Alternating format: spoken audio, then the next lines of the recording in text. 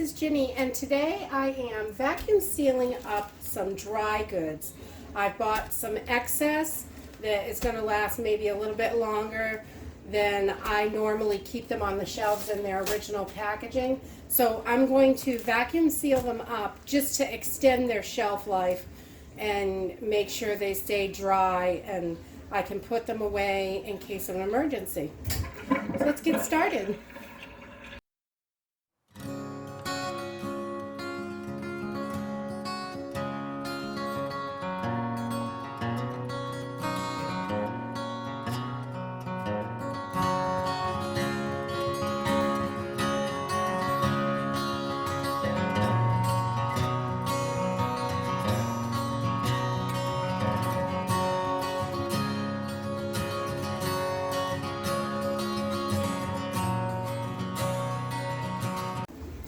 All right, so this is really simple what I'm going to do here. I like to start off, especially with beans. On my beans, I like to just start off by opening up the bags, dumping them out. Make sure your counter is super, super clean. And then I like to dump them out. You can do it in a bowl or whatever you like to do this on, but I just really like to go through my beans because there are a lot of bad beans in here. Well, not tons, but there are some bad beans in here. And I just like to pick those out. There's no sense storing them. It's not going to hurt anything. You could store them, but there are a few. I always find some. And I found rocks in here before, so there's no sense storing rocks either. So I just kind of squivel through them real quick. Pick out any that I can see are clearly not any good. And just push those off to the side. Any that are like weirdly discolored. You get some that are, this one's got some funky stripe on it. I don't know if you can see that. It's kind of weird. I don't want to eat that. So, and this, we just overbought some beans, and I have more in the pantry than we're going to use up in a reasonable amount of time. So I am just going through these, and I'm going to vacuum seal them so I can put them away, and it'll just extend their life a little bit longer, give it some more time, because it'll be out of the air. And you could do this in Mylar bags, but I keep them in a colored tote, so no sunlight is going to get them anyway, so I don't have to worry about that. And I don't love sealing the Mylar bags, and I don't have the best luck with them. I really like this handy little vacuum sealer. Just press the button and it does the work. I like it. If I could put my life on auto, I totally would. Haha, I love auto.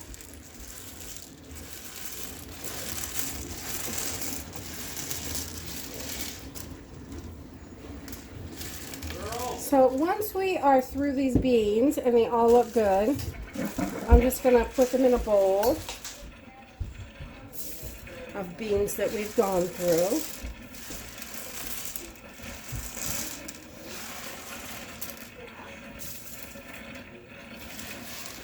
And then we can measure them out and put just the amount that we use at a time, so we're not, you know, sometimes, like with rice, I don't use a whole bag of rice at a time. So I measure that out in amounts that are reasonable that we'll use at a time. With beans, I usually package them in 1 pound bags. So if I buy them in bulk, I have to weigh them out anyway. Okay, so out of 1 pound bag, this is just 1 pound. We found a few broken ones. We found some, I found a couple with little holes in them. That's yucky. I definitely don't want to eat those. Some that bore a hole in it. But it's good to get these out of there. You don't want to really have those in with your other beans. Okay, so once we have our beans sorted, I've got a whole big bowl of them sorted. And I am going to I like to make my own bags. These are just Walmart ones, and they work just great. So I like them. You don't have to go with the food saver. There are a lot of food storage bags, so you can use pretty much any brand as long as one side is going to be crystal clear and the other side, I don't know if you can see this, but it's like a woven type of material. So we are just going to measure this out, and I'm going to put a pound in each bag. So we're going to go about right there. Just kind of drag your scissors across. Try to get it as straight as you can. I don't have any fancy cutter or anything. I just use scissors. And then I just take my bag and lay it. This front piece is where your sealer is, and then your air thing. And we're not going to take any air out of here right now, so we just want to go with our sealer. So just get that in there, clip it down, and hit seal. And you can see the red lights on for the seal. And as soon as it's heated up and has sealed it, it will release it. The light's off, so it's safe to open. And you can see it made a nice seal right across the bag. Yay! Now you have a bag. Okay, and for a little tip, I recommend writing on the bag before you fill it. As you can see, let me grab, here are some pinto beans that I did. And writing on this bag after you get it sealed is a nightmare. So you definitely want to just write what it is before you put the stuff in. That way it's done. And you can write on it afterwards, but it's all bumpy. This is like a brick. So you don't want to, it's really hard to write on. It's a really bumpy brick of beans. So just write right on your bag. I put what's in there: 1 pound of kidney beans,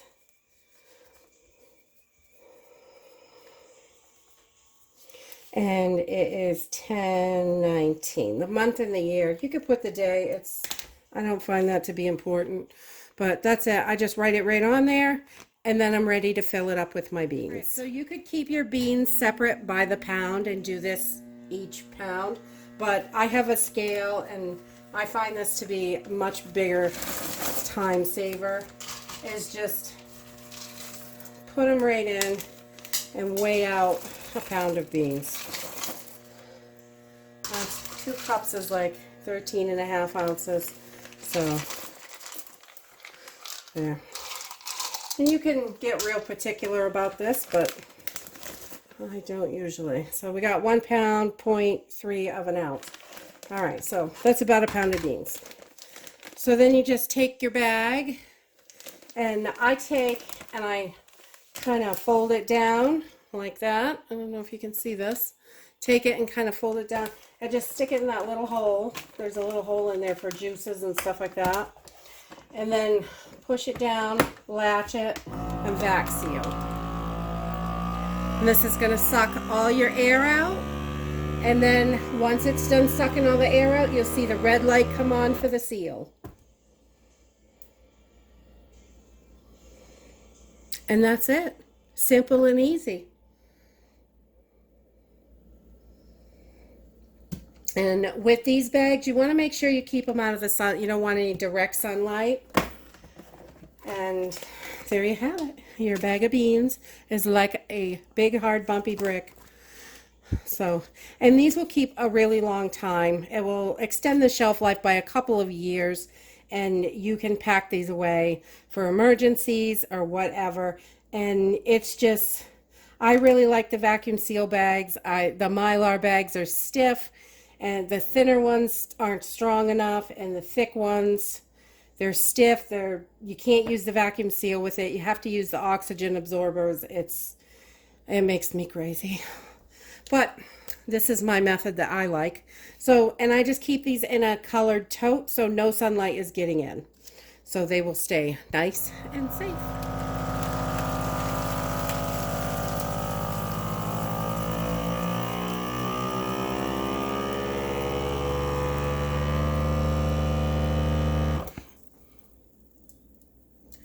So that is it for my sealing today. I have got all my beans and rice and stuff that I wanted to get done today. And I did some herbs. These are herbs. They're pretty small pack. This is a couple cups when you start. But this is chamomile. And I've got some oregano tops, some comfrey, just a whole bunch of stuff. So we're going to throw these right in the totes and right in with everything else. So we're going to throw these right in with everything else. And hopefully that will get us a little ways. And these are just, I've got a ton of extra herbs. And this is just extra stuff that I don't really have room for in the pantry. I want to extend its shelf life. And in this tote, it's a dark color. No light can get to these. They'll be fine in here. And on your pasta, I had one. This is what your pasta should look like. It should look like a brick. Hard. Nothing moves once it's vacuum sealed. And if after a couple of hours it looks like this squishy movable bag, you got a hole. You do have to be careful with these with sharp foods, and the ends of these, I'm surprised one even stayed. These got pretty sharp ends on them, so you just want to be careful with your sharp stuff. You want to try not to get it laying in there so it doesn't poke holes. But that is it. If you like this video, give us a thumbs up, subscribe. See you in the next video. Bye.